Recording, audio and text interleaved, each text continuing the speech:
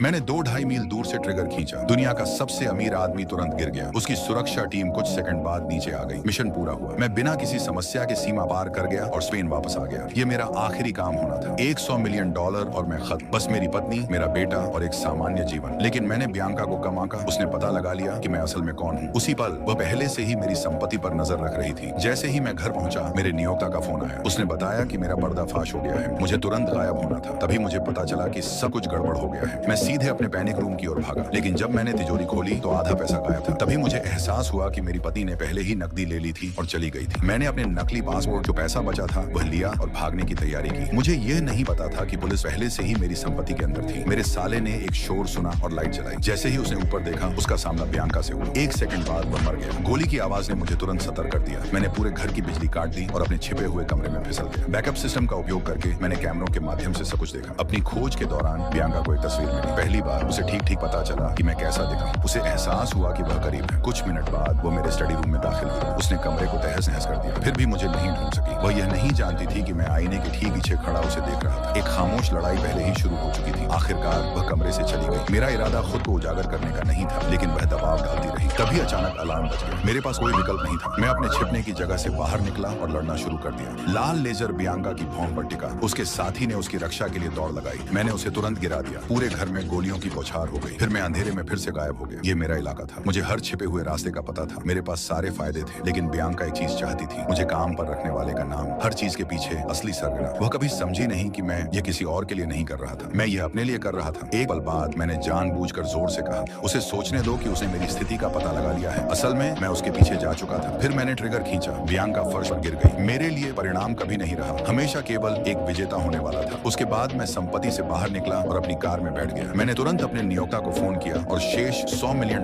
की मांग की। लेकिन इससे पहले कि मुझे जवाब मिलता, एक ट्रक कहीं से भी आ गया। उसने सीधे मेरी गाड़ी को टक्कर मारी। टक्कर ने मुझे सड़क पर लॉन्च कर दिया। मुझे आखिरकार समझ आ गया, वह मुझे कभी भुगतान नहीं करेगा। अगर मैं मर गया तो सारे राज मेरे साथ मर जाएंगे। कुछ दिनों बाद मैं फिर से सड़कों पर दिखाई दिया। मैंने उस महिला का पता लगाया जो मेरी संपर्क थी। उसके चेहरे का भाव अनमोल था। वह विश्वास नहीं कर सकी कि मैं बच गया। मैं भी नहीं। उसे भी धोखा दिया गया था, और इस बार उसने मुझे वह नाम दिया जिसकी मुझे जरूरत थी। सब कुछ के पीछे का आदमी, वह आदमी जिसने मेरे परिवार को तबाह कर दिया। अब उसकी बारी है और मेरा बदला तो बस शुरू हुआ है।